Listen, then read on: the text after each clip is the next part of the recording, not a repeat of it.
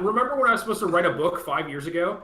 I guess maybe it Yeah, was like same. 7 years ago Yeah, now. if I had a nickel for every time Chapin came to me and asked me why I hadn't finished Project X, I'd have like 50 cents. Which is a lot though. That's still a lot because it's It's a like lot. he, It's a he only ton. comes knocking every like once every 2 years or whatever. So Yeah.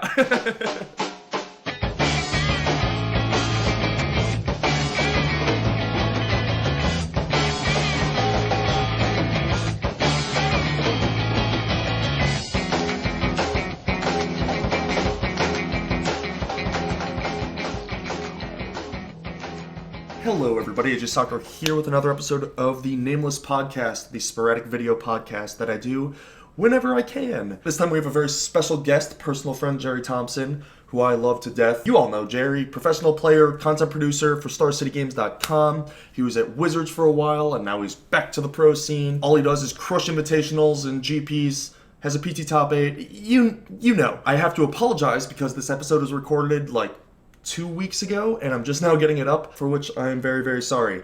But I had like 2 or 3 days where I could edit it and get it up, and I missed that window, and then I had 2 of the craziest weeks back to back. A bunch of friends in town over and over, and a bachelor party and Evo, and a bunch of crazy stuff.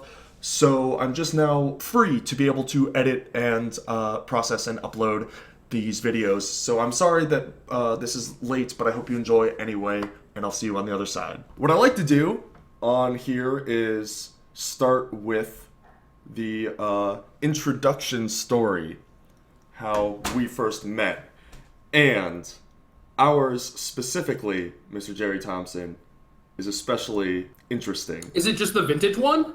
No, Because I thought I knew you at that point, but that's like the we earliest. knew each other at the vintage match. Can you rack your brain? Can you remember with the pressure on? No. What if I told you that Owen Turdenwald was involved? Okay. What if I told you it was in the digital realm? Okay. What if I told you it involved... Oh, was this the storm thing? The quiet Yup. spec? Okay. See, I think I still like knew who you were. I assumed you knew who I was too. So. Well, I knew who you were, but I wasn't anyone yet. No, I like- know, but it was like, dude, I knew everyone, and you were like kind of local to where I was. Yeah, well, we were both pretty close with Owen at the same time. So Yeah. that was the only reason you would know But- who I was, but... Well, yeah, this was like the first run-in, right? Like the first Yes. time we ever interacted. Okay. For those that are not aware, this is old extended, before modern existed, and I was playing a Greg Weiss crazy storm deck that used quiet speculation to get, what's the Sack Mountain? So it was like a deep analysis and 2 lava darts, if I remember. Darts, correctly. yeah. Lava Dart to get your storm up to Mind's Desire. So it was a blue-red storm deck, and it used a Final Fortune. And I was playing this deck for a while, and it was a pretty good card, but, you know, sometimes you fizzle or whatever, and it doesn't work. Well, one day I discovered that if you just go to let the trigger go on the stack, it actually just crashes the game. Okay. I don't remember the exact bug. I do know there was a bug. I can't remember if it was like maybe there was one also around this time where it was like if someone is searching your deck and you concede, it just like counts it as a draw or whatever. Yeah, that was around the same time, but this was just literally Final Fortune. When it puts the you lose the game trigger on the stack, instead it crashes the game and you draw. Okay. So you're free rolling every time. Right, but if I would Final Fortune and not win, then I would just like right click concede. But Yeah. one time I just like Mind's Desired for 6 and missed my like 95% or whatever, and really angrily F6, then the game crashed. And that's how I discovered this bug. Mm-hmm. So I added a couple more Final Fortunes to my deck. And I ran into one Gerry Thompson in a queue, and I think it was like I mulliganed to 5 and was just gonna get smashed. So I went turn 1 like Chromox something, Quiet Speculation U, print screen your deck. Yep. Turn 2, Final Fortune crash the game, start over. You immediately complained to Owen on AIM. That's how long ago this was. It was Oh, aim was so good though. oh, it was the best. You know, you sent him the chat log or whatever, and he's just like, yes, that's my boy AJ. Like, I know him. Yeah, you hated me for like a year at least. I've hated a lot of people. See, these days I don't have the capacity for hate. It is just like it takes up so much like emotion and stuff, and it's just like I don't want to expend all that energy just on someone that I just dislike. Oh, right? totally. Like, what's the point? Yeah.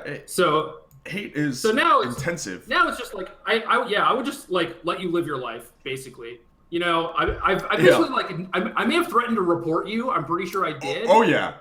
But I never actually you were not happy. I never actually reported anyone because they made the process like so difficult.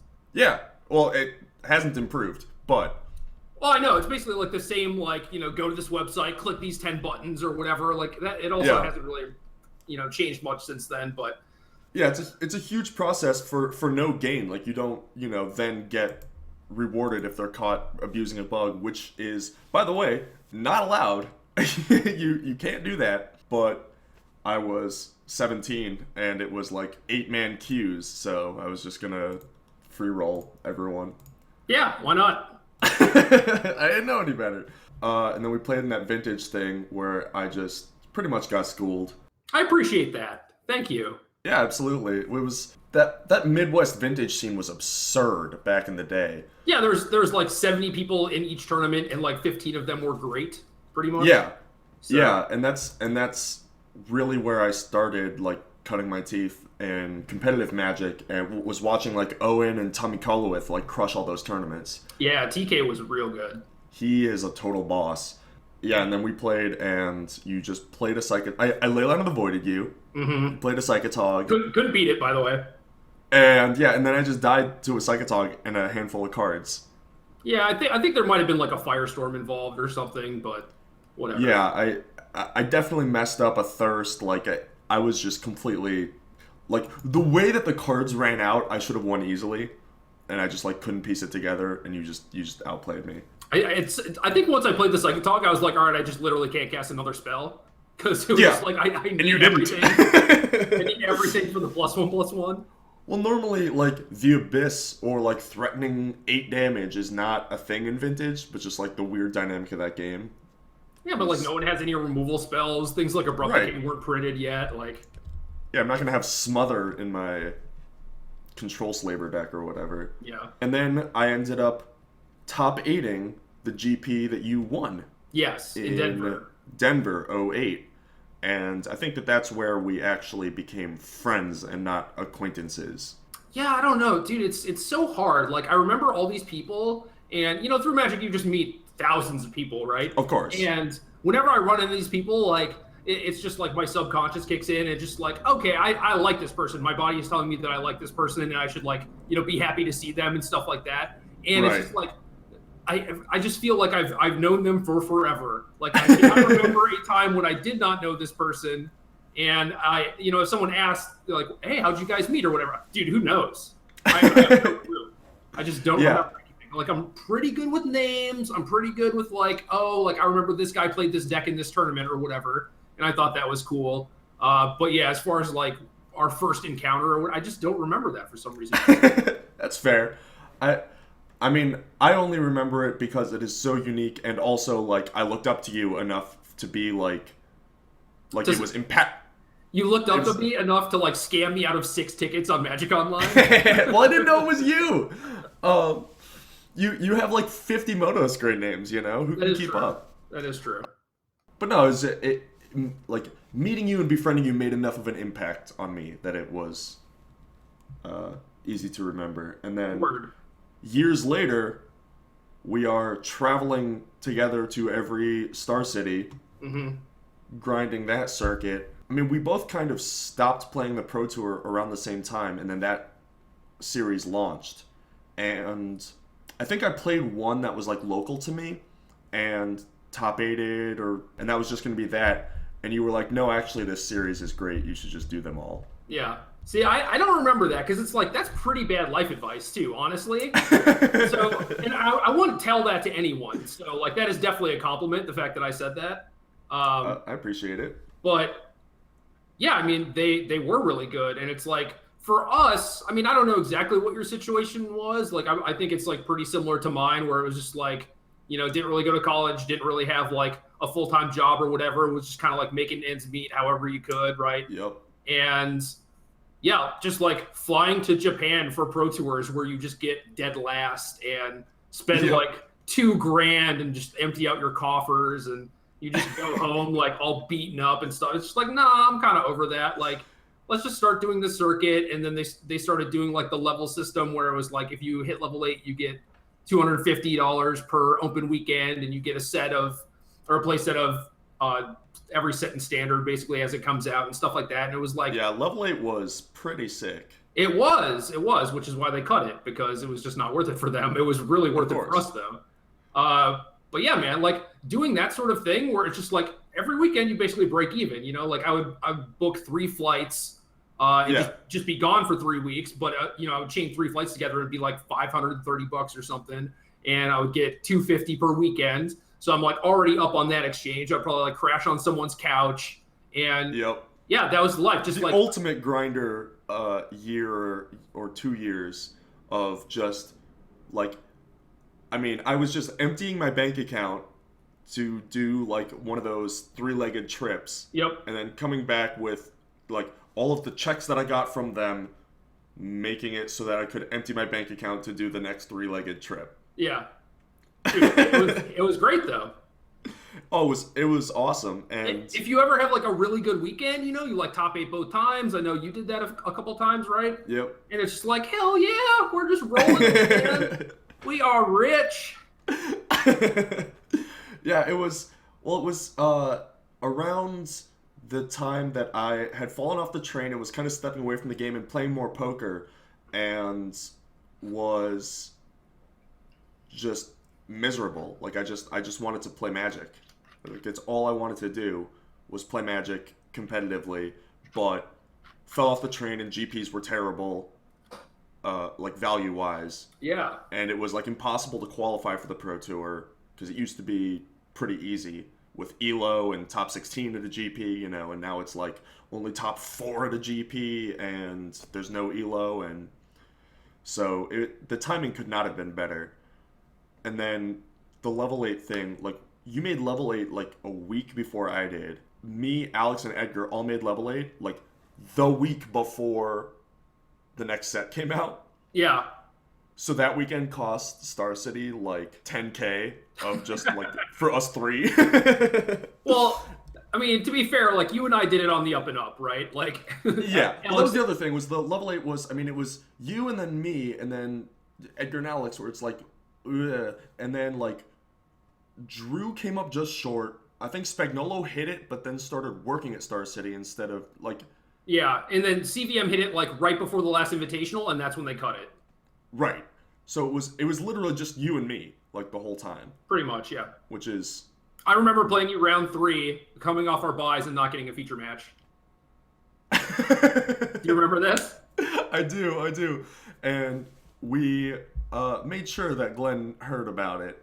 Oh yeah, he was just like, "Oh, you guys were so far down the page, like I just didn't even bother looking for you." It's like so far down the page, being like halfway down the page. Yeah. All right, man. Sure. Whatever. And that was one of the few matches we actually played out. Yeah, I know. Man, that might be the only one. I don't know. It was just like, I think we were both level 8 or whatever, and it was just like, we're both like either in the running for Play of the Year or not really caring at that point, and it was like pretty early in the tournament, you know, like our first round. I think we just split. We just swapped half of each other and played it out. Yeah, that's probably true. And then I beat you, and then you cashed and I didn't. Yeah, that sounds about right. I think I lost playing for top 8 in that one. Yeah, I think I was still in contention for min cash and just like dropped 2 rounds early. So like I beat you in the morning, and then that night you come up to me to like hand me $20 or $50 or whatever. Yep. It's like, no, you know what? You can keep it. This one's on. Yeah, I hate that. On me. I hate that. So like whenever, this is kind of like a tangent, but like whenever I do splits or whatever these days, it's like I really hate like splitting with someone and then losing and then having to pay them.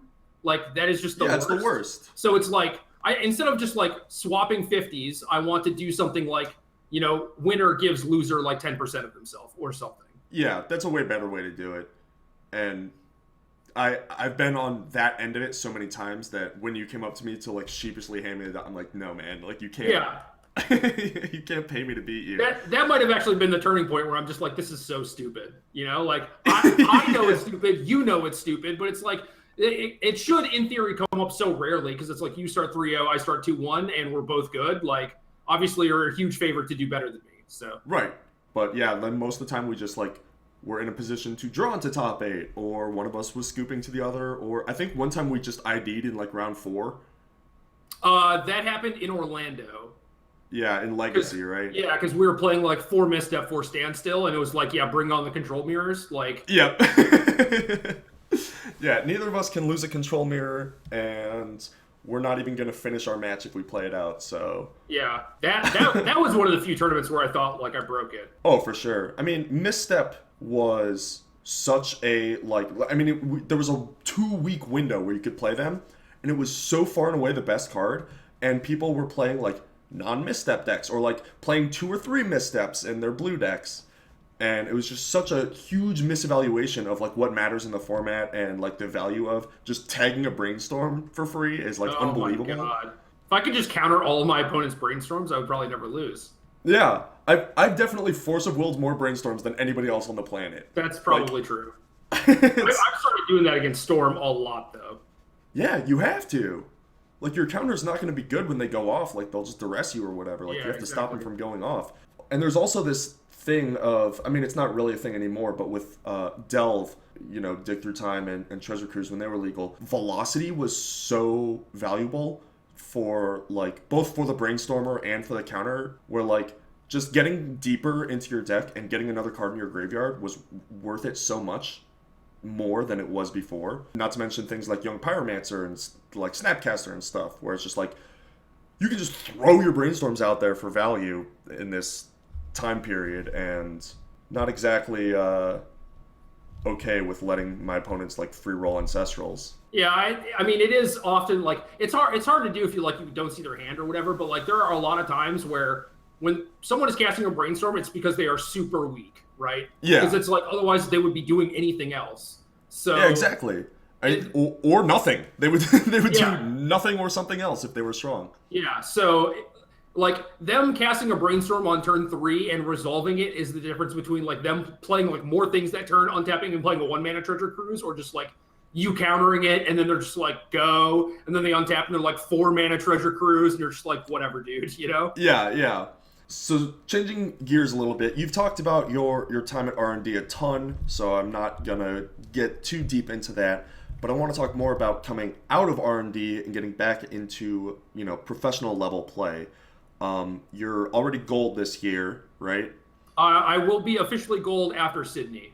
This season is the first one back, right? Yeah, my first Pro Tour was Origins, my first Pro Tour back, and it was one of the best Pro Tours I've had, which was like kind of surprising because like at the time I was so rusty and I knew it. And it was right. Like I was doing everything that I could to shake the rust off. Like I was playing a bunch of Magic Online, I was playing all these local tournaments and stuff, but it was just like my brain was not working the right way. Like right. It wasn't doing the same stuff that it would like 2 years ago. But yeah, I ended up getting knocked out of top 8 with like 2 rounds to go or something, which is, you know, probably like my second best Pro Tour. Yeah, that's a deep run. Yeah, for sure. And yeah, at that point I was just like, okay, yeah, this is easy. You know, like I've tried to fix my mindset and stuff, and I'm like, the thing that matters to me the most is like figuring out how to approach Pro Tours just like by myself. Like I want to learn how to do it.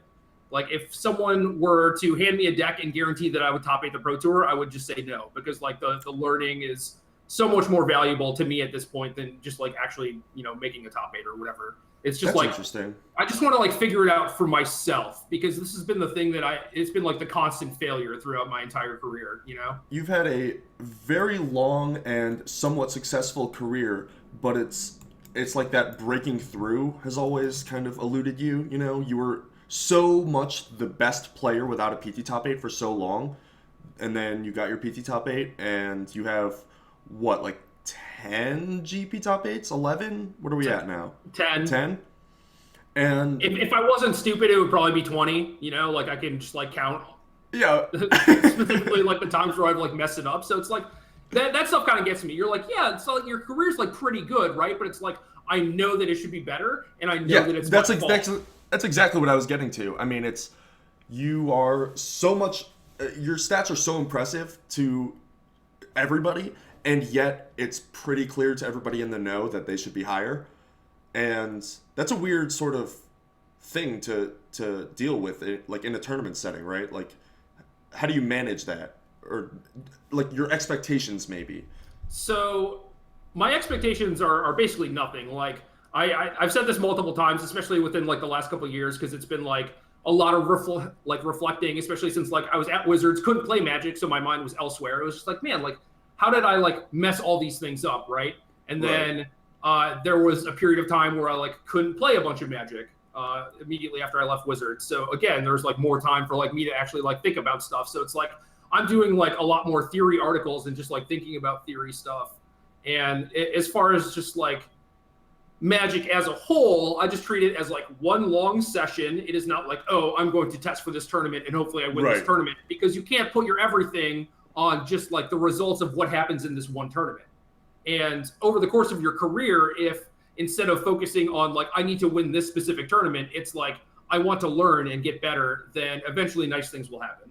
So yeah, that's going to serve you way better in the long run. Yeah. And that's what you should be looking at, is the long run. Yep. And I think me, like half a decade ago, I was mostly concerned with like the here and now. It was like, you know, right now I have this itch and I want to play High Tide. So I'm going to play High Tide in this Legacy Open or whatever. Yeah. And it's just like, no, I'm just not going to do that anymore. You know, if I want to mess around and just play stupid decks, I can play them online, but you do seem much more of a sort of Brad Nelson type of like, I'm just going to play the best deck or like the newest best deck.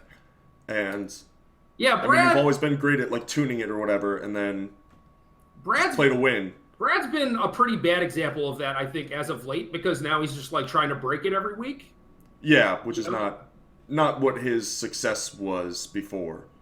Right, exactly. But I mean, like he had the year where he top eighted like 9 standard Grand Prix or whatever, and it was playing a different deck every week because it was well positioned, and he read that stuff really well. And he's trying to do it like in this format where, you know, green-white was just far and away the best deck, and you were just better served changing 5 cards in your green-white deck than trying to play like Sultai mid-range, which is just A, not a good deck, and B, very bad against green-white. Yeah, I'm trying to reel it in, keep it a lot tighter, play spikier decks, and I know that, you know, it's like disappointing to a lot of people that want to like consume my content, because I was always just like kind of the brew guy or whatever, and I played a lot of blue decks, and I think people just generally enjoy that stuff more than just like my Fires Part 37 or whatever.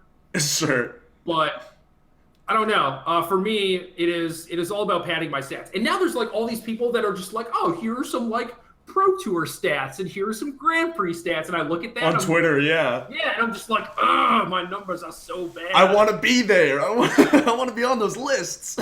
even with like the SCG Tour and the leaderboard stuff, it's like, oh, they like, you know, post the updated thing, and I'm like in 6th or whatever, and it's like, yeah, I need a top 3 to hit the Players Championship. 6th, gross. Yeah, I need a top 3 to hit the Players Championship, so I should just be shooting for top 3. But I'm like, no, I don't even care about top 3 or PC. I just want the numbers to be as big as they can next to my name. You know, that's it. Yeah. So run up the score.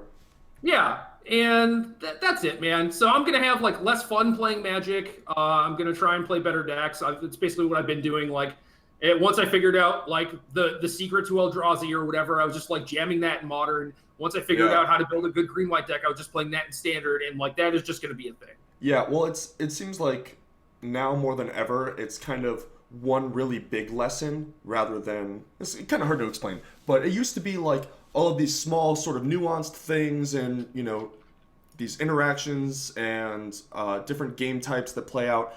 And now everything is like so powerful and so on the board that it's really like you play a deck and you learn like the basic sequencing and stuff, and then you like one thing clicks and it's the difference between like a 50% win rate and a 65% win rate. Oh yeah. No, I mean, it was for Eldrazi, it was mulligan every hand that doesn't have a 2-mana land, which intuitively was not something that I would have ever figured out on my own, because I had never done the math on that. That is just not a situation that has come up in Magic before. Right, where exactly. You have eight of a card and you need it in your opener. So it was like, okay, once I figured that out, I was like, oh, this deck's hella good, right? Yeah. And then for green-white, it was like, okay, well, now I've played with the deck a little bit. I get the feel for it. There are all these flex slots, but now I know where I need like each piece of the puzzle to go, right? Right. And the Cryptolith Right decks were specifically the big issue where it was like once I figured out how to build like a good controlling green-white deck after board and like side into that package against them, like then I was just kind of unstoppable.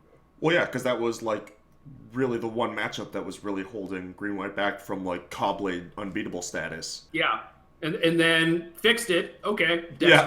Yeah, if you can bring that matchup from 30% to 55% or whatever, you're going to have some good tournaments. I think I was a huge favorite, actually, against really? them. Yeah.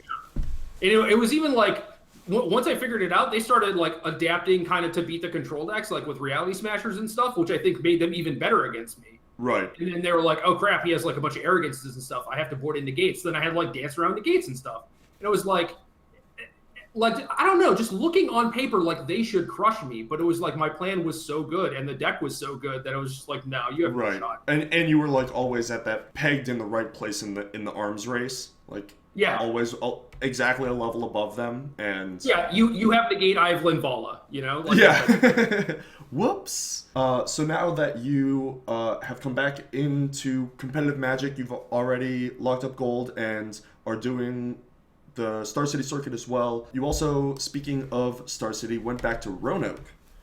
I did. How's that? It's fine. I don't know. Like you can see, like the wall behind me is just like incredibly bare, kind of like Roanoke. So the reason I came back here is around the first, I broke up with my girlfriend, or rather, she broke up with me. For the details that are obviously important. That's what this podcast. We want to get to the nitty gritty of Gerry Thompson's breakup. So I was in Washington State, and there was just like basically no reason for me to be there anymore. And what I was trying to do was just play as much Magic as possible. So which is hard to do there. Fine. Yeah, I mean, there's nothing up there, and I mean, like there's Card Kingdom, there's Mox Boarding House, there's a very very good local scene, but as far as just like playing big tournaments every weekend, like I just can't do it. Yeah, it's in the worst corner of the United States for that. Yeah, so I was like, well, I should go to the East Coast probably, and it's like Roanoke's obviously like a fine backup plan because it has Brad and Todd, and Tom Ross had just moved, and then like Majors and Cedric were going to move like basically at around the first of the year, like when I was about to move. Yeah. So I was like, okay, well that wouldn't be bad, but it is Roanoke, which is not great. So I was like looking at some other places, just like Boston or Jacksonville or whatever, just like weirdo places on the East Coast where I haven't lived before. Sure. And I haven't ruled those out necessarily, but nothing really stuck out to me. So I was like, whatever. Like I know Roanoke, it is safe. It's like my safety blanket or whatever. So yeah. I mean, I'll just go back, be surrounded by good people, play Magic all the time. I was gonna say, you have 15 very good friends that you can just go to. Yeah, Roanoke itself is fine. I can live anywhere. It has a grocery store and serviceable internet. Not great internet, but yeah, that's about it. That's all I need. Airport too, I suppose. Yeah, well, and like being able to have access to tournaments without having to like fly 6 hours to every single one. Yeah, exactly. I mean, now it's like we can basically drive 6 hours to every one. Which is exactly. Well within my comfort zone. Like anything past 8 is kind of like obnoxious, and maybe I'll just fly. But I think I've had to fly like 3 times since I've moved back here. It's been 6-7 months, so it's a good rate. Yeah, for sure. So to come off of like literally flying twice a week to flying 3 times in 7 months is not bad. Yeah, and cost of living is less. Yeah, and I have more opportunities here. Like I started doing versus videos for a little bit too, so it's like I'm making a little bit more money. So yeah, things are good. I'm glad that I moved here. But that said, I may move somewhere else after this. So sure. We were talking about being sort of a student of the game, which I think is one of your best qualities as both a person and player. Of just like, hey, maybe I am wrong about this thing, and like exploring stuff that people take as given, and just trying to learn as much as possible. But you are also super into teaching. See, I don't know. I don't think that I can really say that because I kind of just backdoored into it.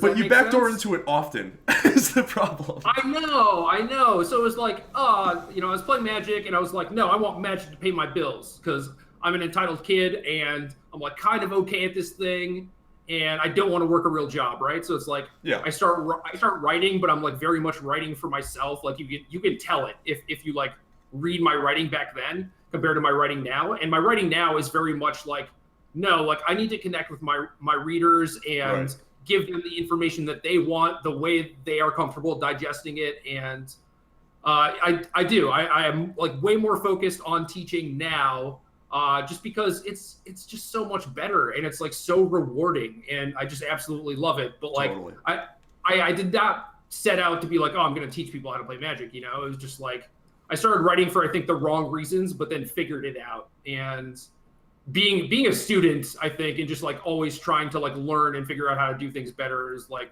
basically how that happened.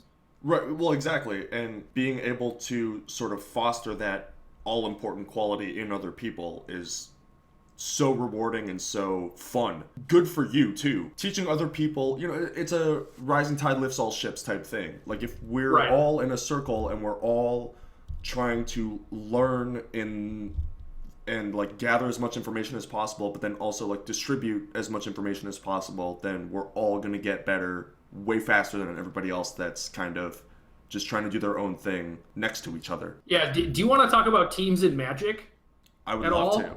Okay. So another reason why I don't want to work with any teams is because I feel like a lot of teams are not like that. A lot of teams, like people just join up with teams because they want themselves to do better. Right.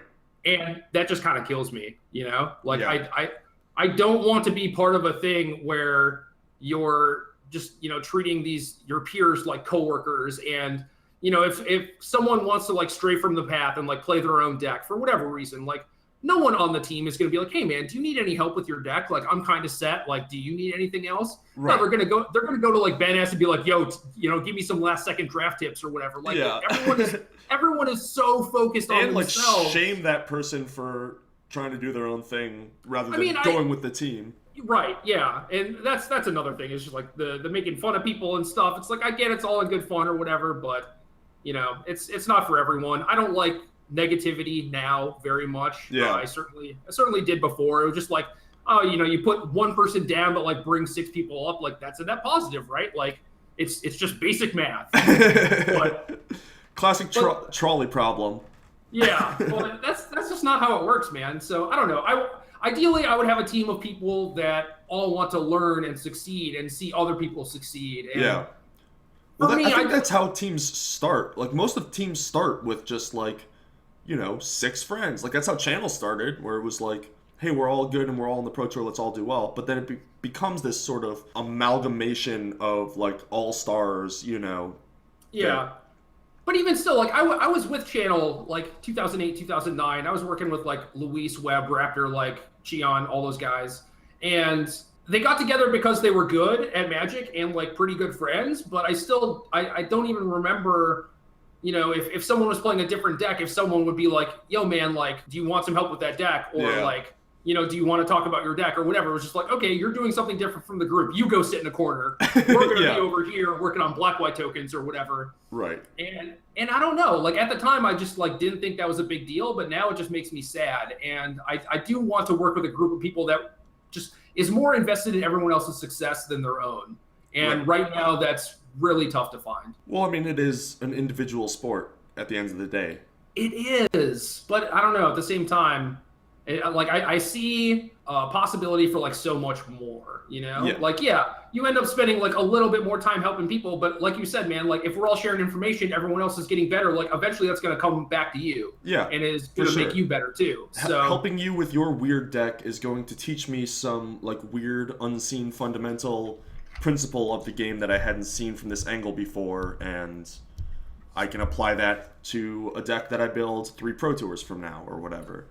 Yeah, exactly. And a lot of the time it's not immediately obvious. No, it never is. Like it's very weird the way that we soak up information in Magic because it is such a weirdly dynamic game, but it also kind of is cyclical in nature. And then there's like these outliers that pop up that are, something crazy and brand new, but then it has these elements of this other thing that was crazy and brand new. And being able to gather all that and apply it is really rare. I mean, to even have somebody that was a competitive player for long enough to have seen enough to be able to sort of pack it all into one package is rare enough, let alone somebody that is smart enough and, you know, a student of the game enough to actually execute on that. Yeah, I think basically everyone is missing some pieces in their game, which is like why these teams come together, right? Because it's just like, you know, this guy completes me or whatever. Yeah. As long as like we're all focusing on getting better and becoming more well-rounded and understanding things, you know, like at some point, like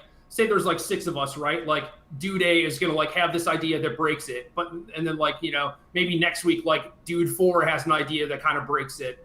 And if you're not like constantly trying to improve everyone, like who's to say that dude 4 ever gets in the spot where he could have that idea, because, you know, he can never like draw that line, like that parallel from the thing that happened in the past. Right. So it is all very like abstract and stuff, but I do know that if we're constantly like working on getting ourselves better, then eventually good things happen. Like that is just fact. Yes. You know, like it might not be like, oh, well, you know, I studied this week, so then I aced my test or whatever. But it might be like if you continually study and continue to practice, like, you know, maybe you get like an 86 and then an 88 and then like a 90, right? Like it's and maybe it's just like, oh, I won this game that I would have never won in a million years, and you know that gave me like the X3 finish that I needed or whatever. It's just like it's so much minutia and little stuff, you know, like it is never about like, oh, I had like the best 75 or I played the right deck or whatever.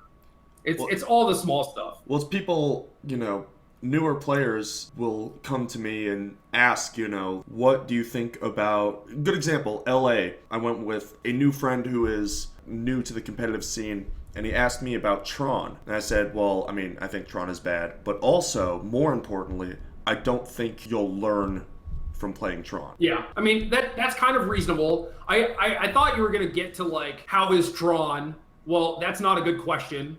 And it's not, like, I could say it's good or it's bad, but I don't think that really answers the questions that you want answered. Right, exactly. And, you know, he's talking about the difference between Pyroclasm and Fire Spout or whatever. And it's like, you're not really looking at the right things. That card choice is not going to matter. What is going to matter is the fact that you're playing Tron in the first place, or that you're, you know, not as experienced with it as you should be, or whatever it is. And it's like, if there's 10 steps of learning in Magic, Tron is like step 1 or 2, right? Like, you're not sure, you but have to branch out. At the same time, like, the thing that might be more valuable for him in his situation is to actually just get his feet wet a little bit, you know? Yeah. Like, maybe he shouldn't be concerned with the minutia because, you know, he's not really at that stage yet to where, like, he can even capitalize on knowing those things. It's, like, obviously good to get him started down that path and, like, start asking himself the right questions and, like, the things that actually matter and stuff. Right. But it is, like, too broad concept stuff if they're just like, okay, so force taps for green, right? You know, like, yeah. Well, it's just like, it doesn't really matter if you're playing Pyroclasm or Fire Spout if you, like, play the wrong land on turn 2. Yeah, for sure. You have to have that base to build on, you know, that foundation, which is where those fundamental type things come from. The fundamentals and the theory stuff that is so unpopular, even though it is the most important thing and the thing that people should be craving and looking to. But they just want deck lists instead. And sideboarding guides, don't forget those. Yeah, sideboard guides, which are the bane of my existence. I'm kind of coming around, actually, because kind of like your friend, like, it would be very beneficial for him to have a sideboard guide, right? Than to just, like, go off on his own. Yeah. Like, even if he's playing against a different version of, like, Affinity or whatever, like, he should still probably just follow the guide, because if he doesn't, he doesn't know enough to actually, like, be able to figure that stuff out on his own. So, like, I get it. Like, there are definitely different levels of people and different levels of people that want to get different things out of Magic. Yeah. And so some people like us, like, we just want to study and learn and just, like, get powerful, right? Yeah. Just, like, have knowledge and just, like, figure stuff out, just, like, crack the puzzle. But when I was playing that Blue-Red Flyers deck, I hit up Saito for some advice on the sideboard, because that kind of has that semi-transformational sideboard, and I was like, you know, when do you do it, whatever. And he, like, copy-pastes me a sideboarding guide. I was like, this isn't useful to me. Like, I could probably figure this stuff out, but, like, why are we doing this? You know, like, what are we trying to be aggressive here or whatever? And then he sent me, like, a paragraph that was like, oh, well, it's really a play-draw thing. you know, and then it clicked, and then I was good to go. But like that was nowhere in his thing, you know. Sure. In his sideboarding guide was like, even though you're sideboarding pretty much the same for player draw, whether you're playing the control, like passive control or aggressive, like initiative role, depends on these specific factors that are kind of outside of that. Is it like if you're on the play, you play Rattle Chains, and if you're on the draw, you play Roast on their Envoy? Like yeah, stuff like that. And as soon as he said like, oh, player draw is like, it all just came into line, you know? But yeah, that makes a lot of sense. If he wrote an article, or if one wrote an article with that sideboard guide, without like people, even if you put that other part in there, people would just look at the like print screen the sideboard guide and then go off. Yeah, and they would just be like, oh well, I've got like 20 matches under my belt, so I'm on the draw, turn 2 Rattle Chains, like let's get this party started, and then you just get smashed, right? Yeah. But they're like, oh, I figured out that this is like an aggressive deck, and I kind of have to play it like pretty aggressively, right? But at the same time, it's just like, yeah, a lot of stuff changes. And I think play draw is like fascinating too. Yes. Like Brad is the first person I think that like really just honed in on that, and just like everything he does basically in standard is based around whether or not you're on the play or the draw. Yeah, it's huge because every card is so good that mana efficiency has kind of overtaken things like card advantage in terms of importance of resource exchanges. The extra card used to be pretty balanced because card advantage mattered a lot more, but now being, I don't know the numbers, but being on the play feels a lot better than it used to. I don't know. I keep hearing numbers. I don't even know where these numbers come from, but it's like, oh, 52% of games are won on the draw or whatever. And it's like, okay, sure. I don't know. Right. But like, I also know that like whatever your sample size is not 2 players playing good decks optimally, you know? Right, of course. We also are 2 people that choose to draw in Constructed more than just about anybody else. So maybe we're not the ones to be having this conversation. The video I did this week on Blue-White Thopters, I chose to draw against Esper Teachings. Love it.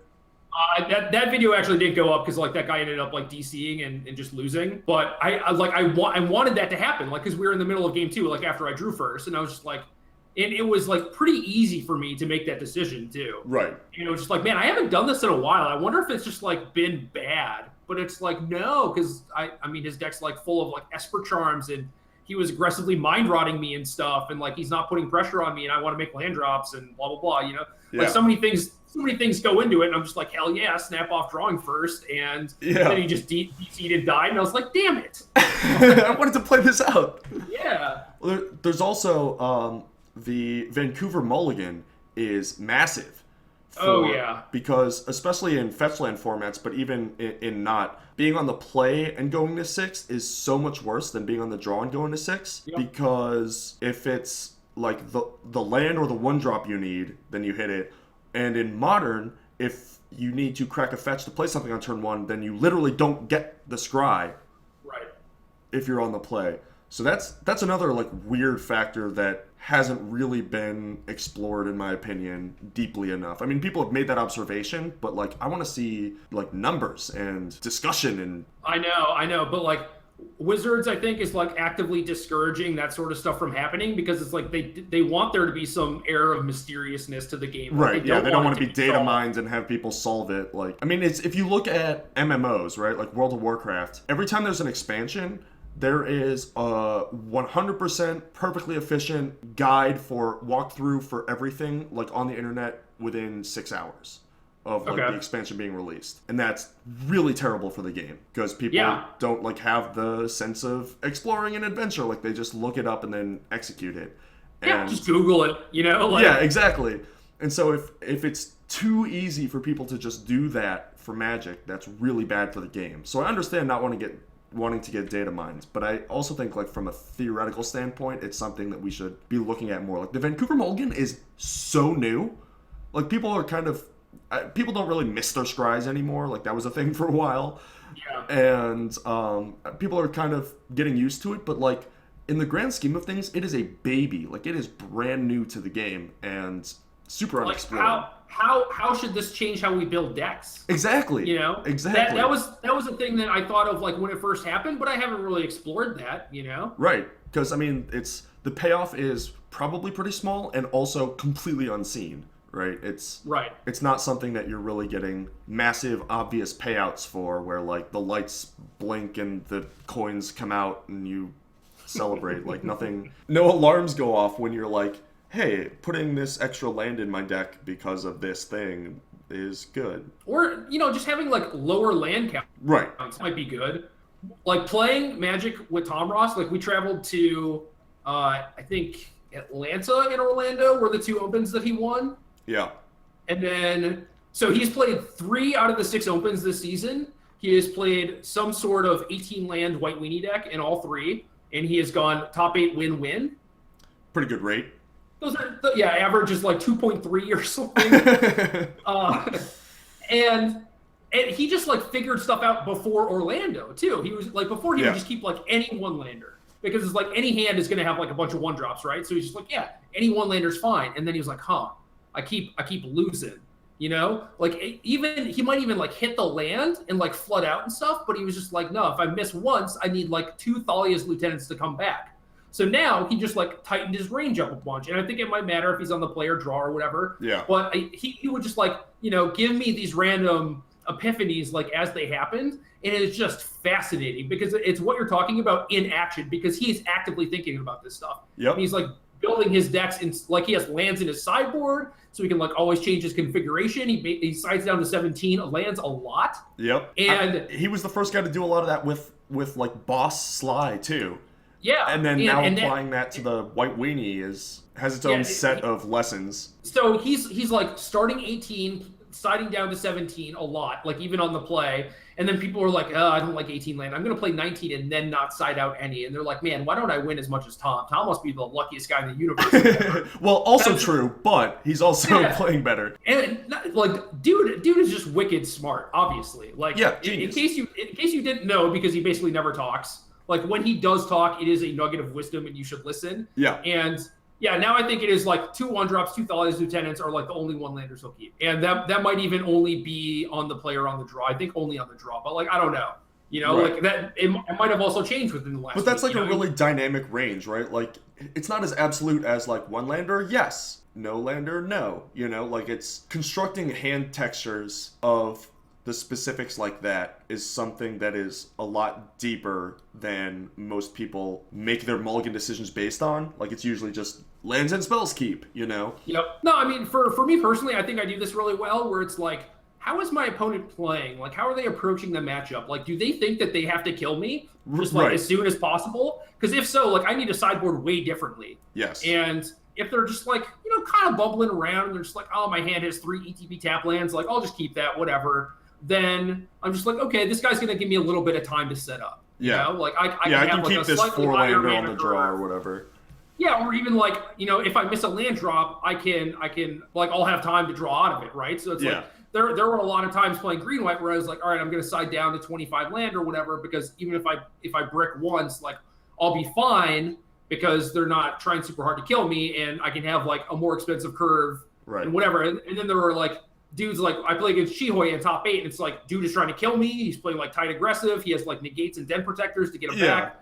And I'm just like, crap. Can't miss a land drop. Yeah, if I miss a land drop, I'm just dead. And also, like, he is keeping up negate at all the right moments, so I just like have to side out a Wrath, because it's just like I can't hinge the game on this card because it's not going to work. He's going to play around that. So yeah, you have to play differently against your opponent. And again, this is one of those things where it's like, you're just getting your feet wet, or you just want to play Magic and have some fun, don't worry about this stuff because it doesn't matter. But if you really want to like min-max everything, like these are the things that you need to learn how to do. Yes. Magic is a difficult and dynamic game. Hell yeah. Give it the respect it deserves, God damn it. Yeah. See, I would like everyone to, but at the same time, it's like I can't get mad at like, Dallas Open capping out at 1,000 people because they all just want to like flip coins against each other playing Modern, like that's good too. I mean, that's one of the many truly beautiful things about Magic is it is whatever you want it to be to you. Yeah, there's something for everyone. It can do anything, and you can do anything with Magic. I had this conversation with Patrick Sullivan last night.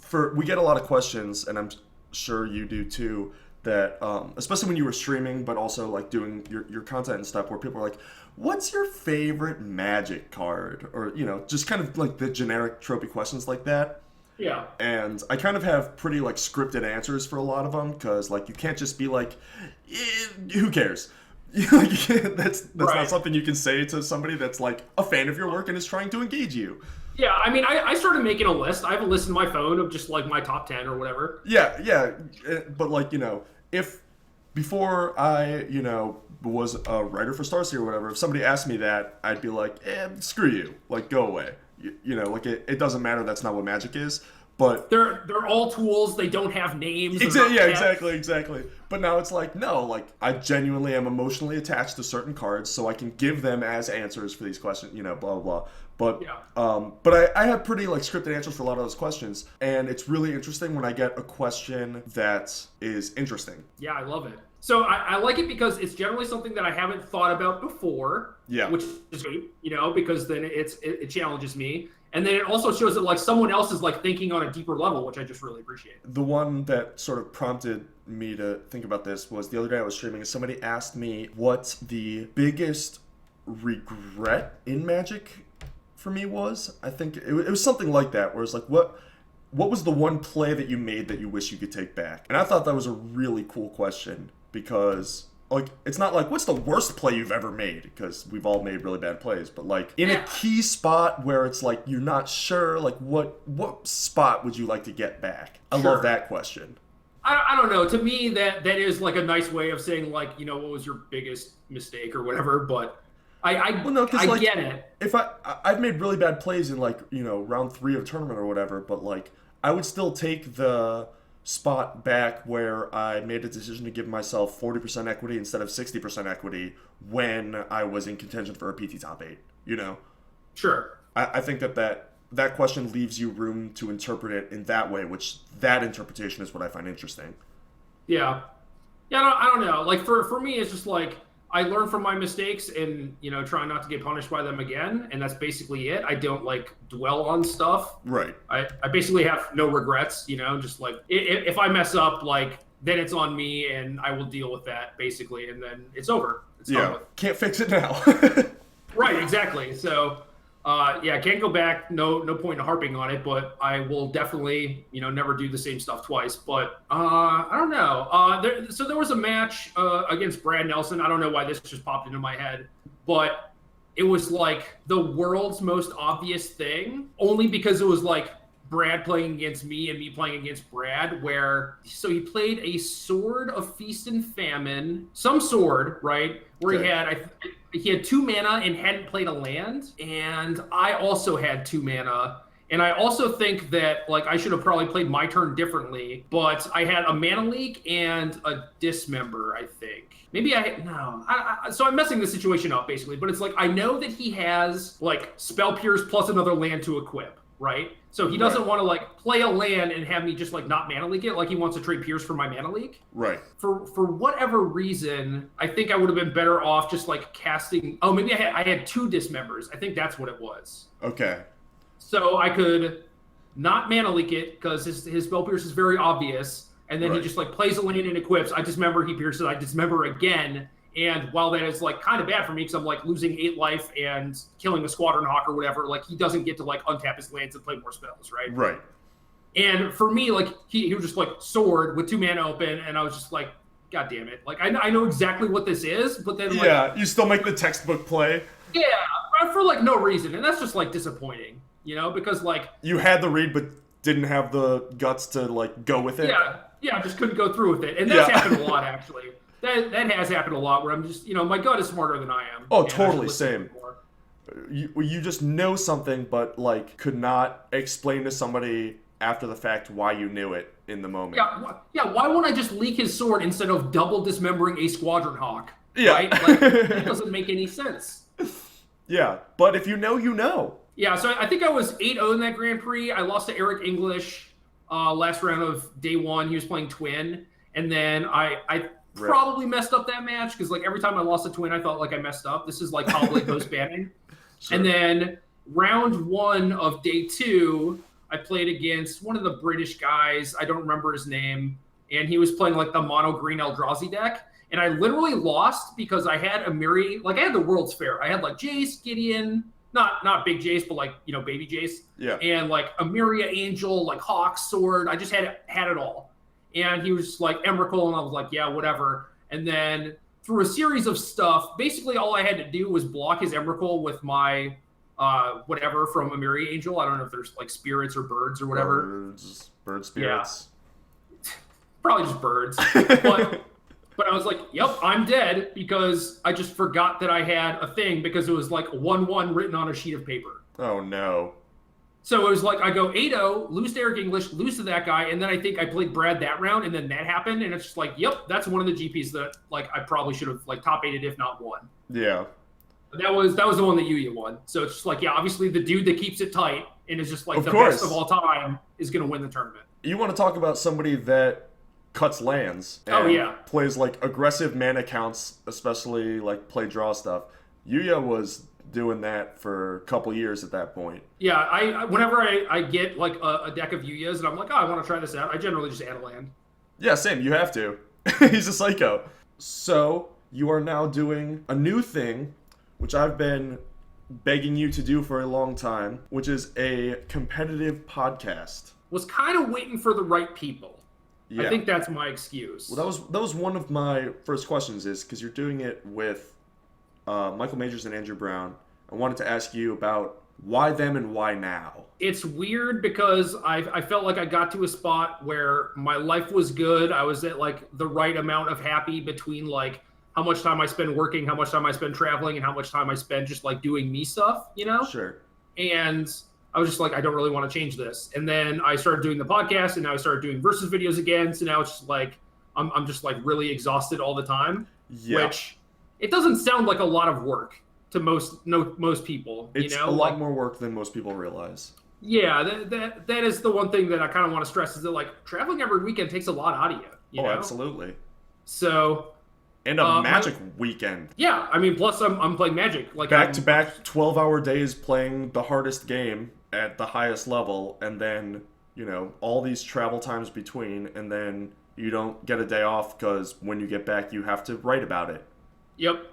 So my life is not bad by any means, but at the same time, I'm just really tired, and part of that is because I don't take care of myself, and I'm drinking Mountain Dews and stuff, and just being a slob. But but I enjoy it, and it's been a lot of fun, and I don't regret starting it or anything. I'm pretty happy about it, and I think we have like still a lot of different outlines that we want to kind of cover and stuff. So it's a pretty big undertaking, because I don't ever feel like we'll be like done, really. But that's good. But yeah, you don't want to be too like formulaic, and especially for something that like a subject that is potentially as dry as competitive Magic. It's like important to mix up, because like you play like fun games and like basically do like silly interviews with each other at the end of every episode, and those are super awesome, and nobody else does stuff like that, Yeah, so I will answer the original question at some point, but as far as those, I don't know, like I like them, but at the same time, like there have been some complaints where it's like, this is not what the podcast is about, and it's like, well, yeah, you're kind of right, but at the same time, like, Magic's like a people thing, and we can be super serious and also just like want to kind of have some fun with it too. So I don't know. I think that it is great, and I think that the people that dislike it are misunderstanding its purpose. Yeah, I would rather appeal to like a broader audience than just be like super serious all the time. And I think for a lot of it was like when we wanted to do the first show, both Michael and Andrew expressed concerns about like them not being well known enough to the point where it's like, okay, who is this guy? Like, no, I literally don't know anything about him, right? So it's like I can say that they're gold and platinum, but like past that, who are they? Yeah, and if people are going to be taking their advice for, potentially hundreds of dollars of investment of like getting a deck that they recommend to go play in this tournament, whatever, like it's very useful for them to know who that person is and where they're coming from and where they're at in Magic and their lives, and have that sort of touchstone is super valuable, I think. Absolutely.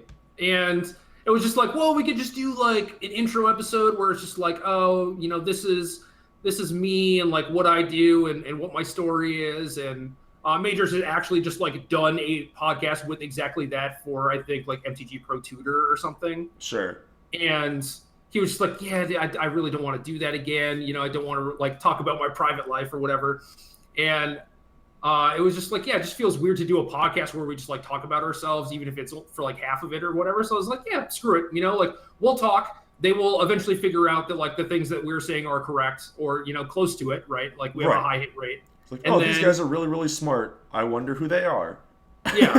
And then at the end of it, it's just like, oh, well, now maybe you can learn a little bit about us. Yeah. So, yeah, I don't know. It's just like Majors moved here. I like Majors a lot. We get along really well. He is one of the most underrated people in Magic currently, possibly the most underrated, both as far as like, you know, play skill, just like how good they are at everything. Like every time a new set comes out, he's just like sending me 2 or 3 deck lists a day or whatever.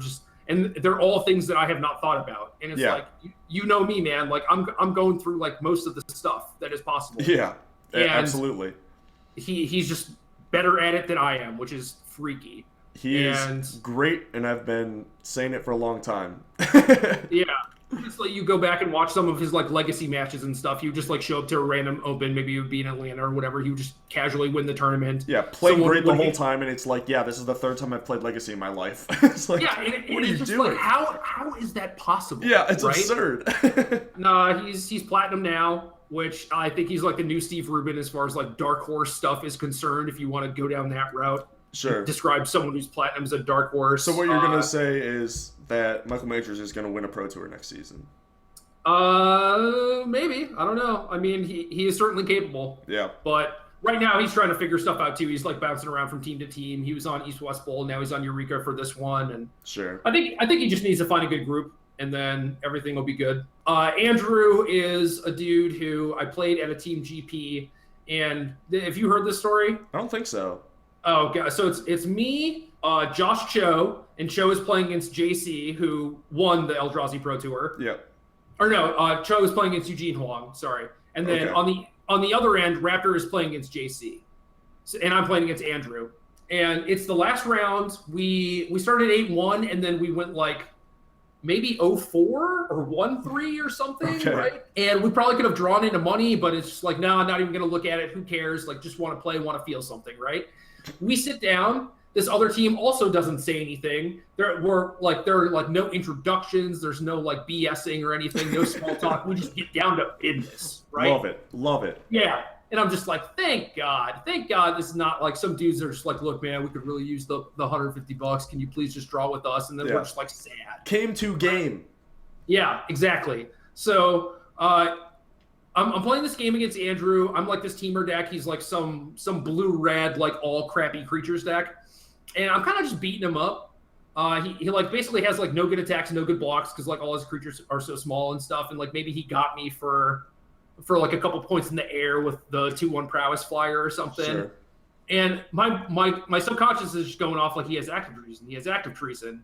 And I'm just like, A, why would you be telling me this? And B, how is that relevant? Because I am just annihilating him, right? Right. And it gets to the point where I'm just kind of like purposefully trying to fumble around, and I play a morph, and then I like think some more, and then I'm just like, okay, I guess I'll attack now. And Eugene immediately looks over, and he's like, that's Ice Feather Aven. Andrew, without even like turning his head, just immediately says, I know. And then he just like, you know, like does some little block or whatever, goes to 8 or something. And then on his turn, he flips up Jeering Instigator. So I'm like, oh, my brain, it's so smart. That was the active treason, right? But it's just like, again, why does that matter? Who cares? Yeah. And he takes my Bear's Companion and then like attacks me for a little bit. Maybe this is where I go from like, you know, 20 to 14 or something. Sure. And it's just too juicy, man. I can't not Ice Feather Aven my Bear's Companion, right?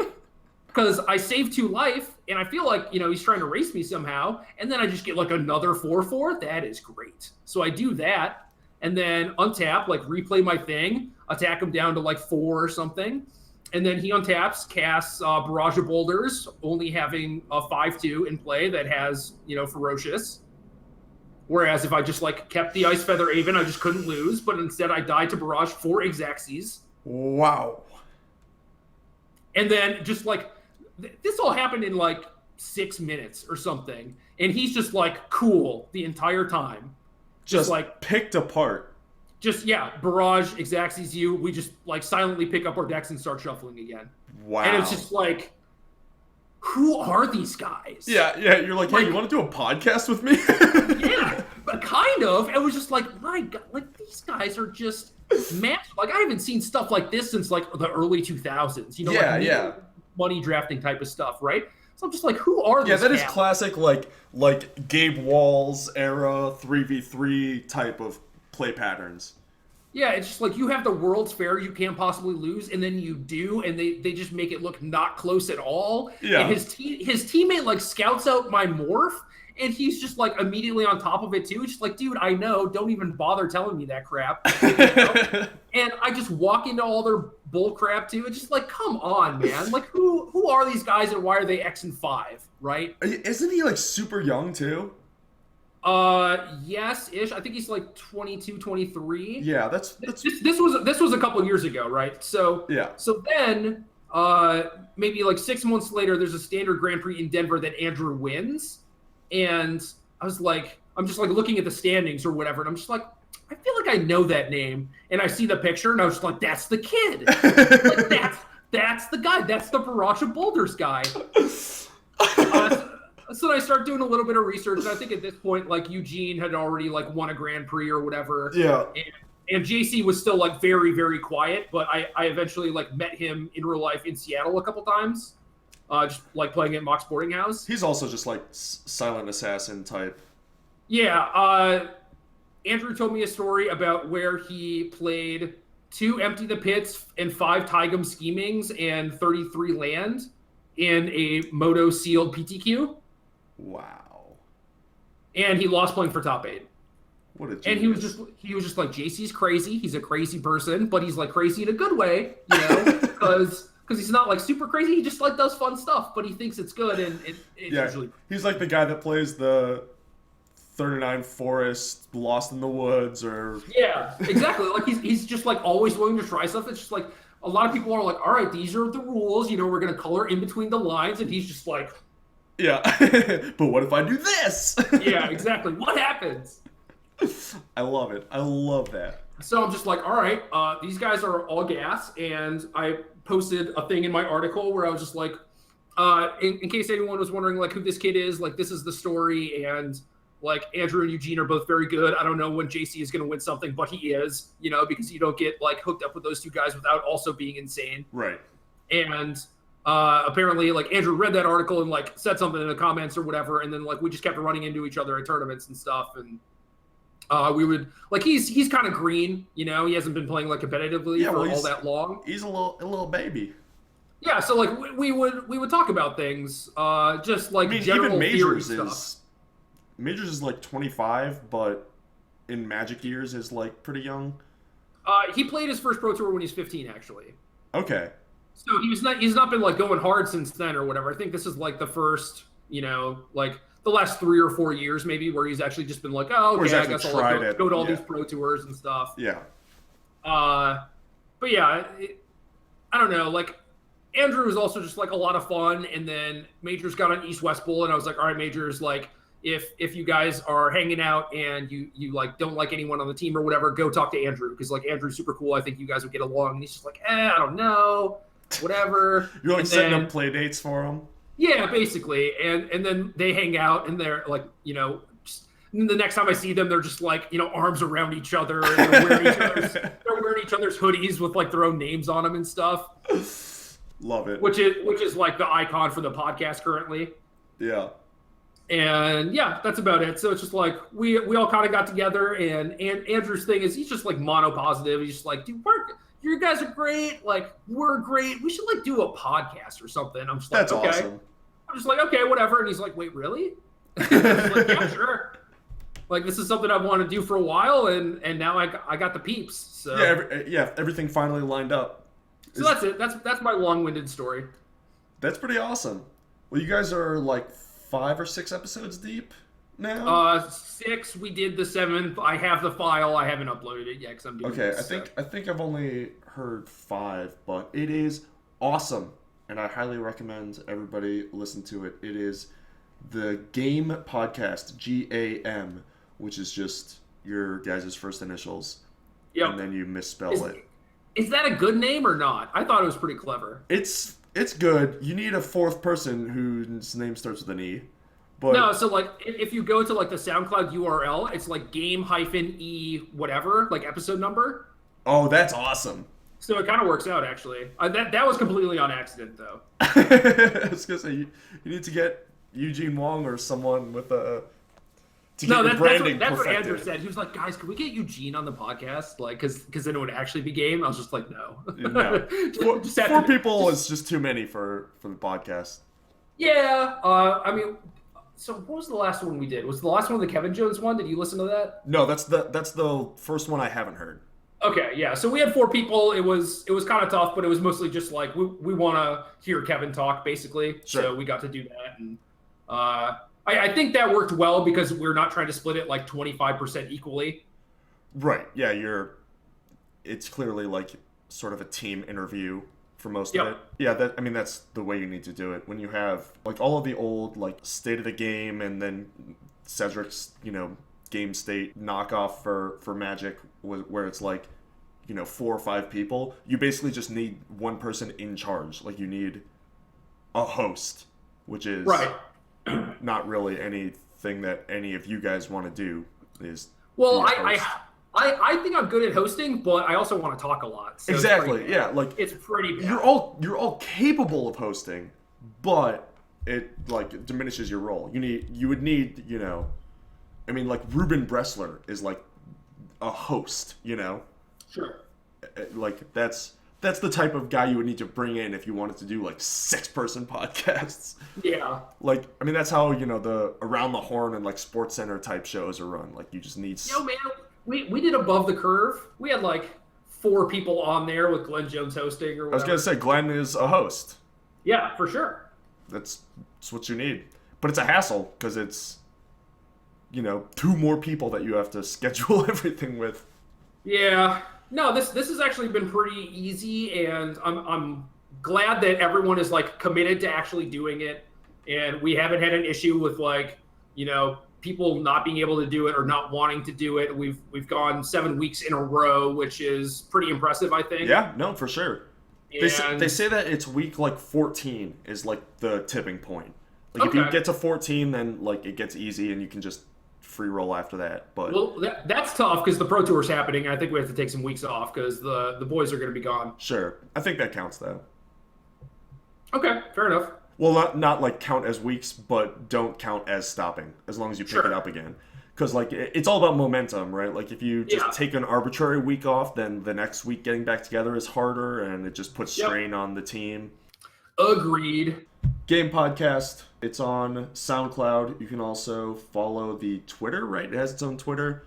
Yeah, it is at the GAM Podcast. I'm on iTunes. I'm on Stitcher. I've been lazy the last few weeks, so I haven't gotten my stuff set up on MTG Cast, but I definitely plan on doing that. Cool. So it is basically wherever you can find a podcast.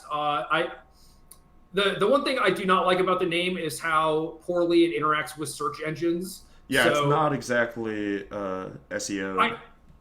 So I thought like GAM specifically would actually work out, but then it just brings up like all the Game of Thrones stuff, which, as it turns out, there are a lot of podcasts for that. But you don't say. If you either search for the Game Podcast in quotes or the title of the episode, that works a lot better, and it's usually just like the first thing. So yeah, I just follow it on iTunes and SoundCloud so that it pops up there because searching it every time is a hassle. Yeah, fair enough. I also just want to like figure stuff out, just kind of like tighten up the whole process and everything. Yeah. I think this last week, like the one that has not gone up yet, was like a little bit weaker. Like I think the content is good, but I think that I did my job a little bit poorly. But I've been pleasantly surprised like how well that has gone. Sure. And I basically want to figure out like what kinds of stuff people actually want to listen to, because it's difficult both in that like this is a niche market, so there are not a ton of like super vocal voices, and there isn't anyone doing like a similar thing really. There are a couple other smaller podcasts out there. Yeah. But it's just like I don't know what outline works or what kind of information people. Well, you're still in the early stages, so you can just try stuff and then ask for feedback. Well, right. I mean, that's what I'm trying to do here. You know. Why else would you come on my podcast and talk to me? Dude, because I have to host on my podcast, so I don't get to talk as much as I would like, and now I get to talk a ton. So it's a lot of fun. But yeah, like basically like what kind of information do people want? How do they want it laid out? What do they think like our strengths and weaknesses are? It has been pointed out to me that I've talked probably a little too much, so I'm trying to tone that down a little bit and get Majors and Andrew to speak up a little bit. So we're trying to fine tune the process and everything, get the product to be in a place where we're super proud of, and this is our first time like doing any sort of podcasting sort of thing or whatever. Right. So it is tough. It is like really, really difficult. Which, no kidding. Well, the fact that I didn't know. The fact that you're already 7 weeks in a row and like have all of your bases covered in terms of like streams, and then are working on the branding. Like those are like the three things, right? Like doing it consistently, having the branding, and making sure that it's accessible. And it sounds like you are doing them. Yeah, I mean, I have done like marketing and brand stuff before, like this has been like my entire Magic career basically. So it's like, I know the stuff that I need to get done. It's a matter of like, how motivated am I? And right, how much to actually do it. And in the new platform. Right. Yep. So it's been tough. I think I'm trying to, I'm trying to figure it out. I think I'm kind of getting there. So we'll see. Cool. But I'm very receptive to feedback. So either email or Twitter or whatever, like, because like we've also like steadily gone down numbers wise, even for just like the first week, as far as like when an episode comes out. So that is kind of disheartening a little bit. So it's like, well, obviously we're not like gonna happen. It is, obviously, because it's just like, oh, what's this new thing? Or like, we'll get like a new listener and they'll go back and listen to all the other stuff or whatever. Yeah. So I get it, but it is disheartening to be like, no, they're leaving us. Why? Why are they leaving? They're leaving and not telling us what we're doing wrong. Right. But so the switch you have to flip in your brain is they're not leaving you, they're just not coming back. Well, right. I mean, they were here. We got them here somehow.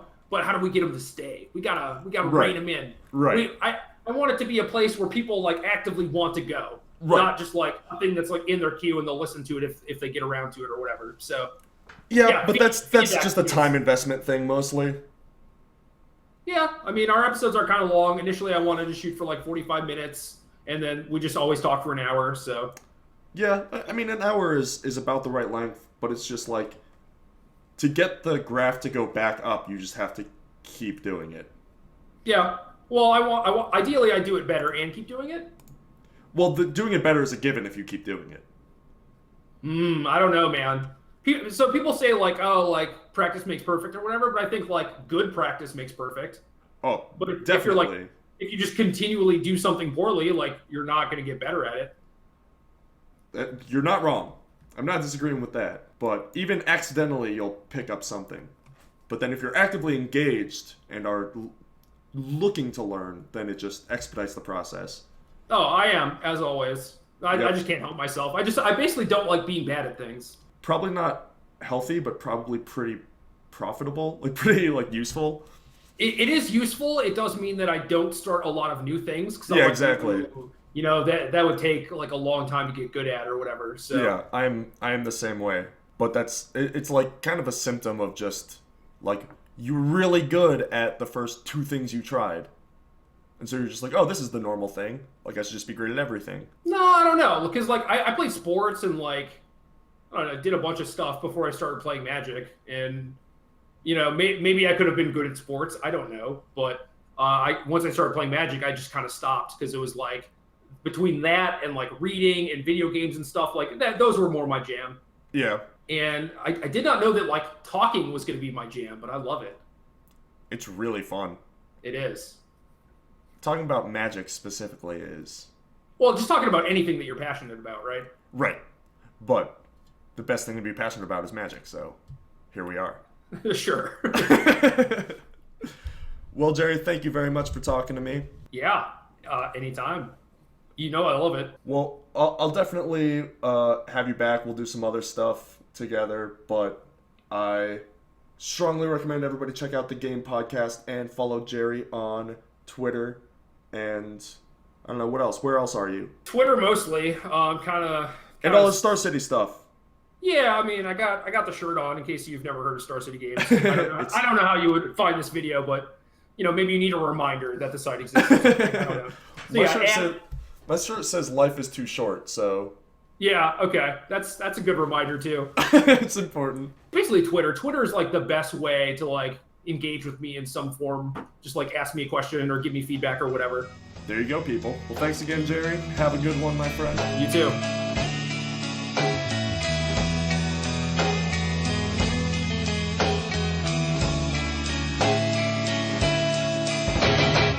Thank you all so much for watching. This episode was a lot of fun to record. I could talk to Gerry about everything or anything, magic or otherwise, pretty much forever. So I actually had to kind of cut him off and cut it short, which I guess just means that I'll have to have him back on at some point, right? Let me know what you thought about the episode in the comments below, as well as on New My Gaming if you're not watching it there, Twitter, wherever you can. And also, I would love to know who you would want me to have on. A couple quick things to plug, including that I've started streaming again myself, Tuesdays and Fridays. Used to be Mondays and another day, but now it's Tuesdays and Fridays. Mostly Magic, mostly Draft, but I will be both adding days and games to that in the coming month or so. So go follow me on Twitch. And I'm still doing stuff for newmygaming.com as well. So go over to that site. You can check out the video I did before this was the last episode of Warlock Busters, which was the Magic quiz show that the first episode got a bunch of good reviews and numbers, and the second one people liked, but it didn't have the numbers. So I don't know if it's worth the time investment to make another one. I would love to. I love doing that show, but it is a huge time commitment. So also please let me know if you want more of those in the future. And for everything else, I don't know, just subscribe on YouTube, and all of the links for all of those, as well as all of Gerry's information, is all in the description below, so you don't have to chase it around. So go click all those buttons, and I'll see you next time.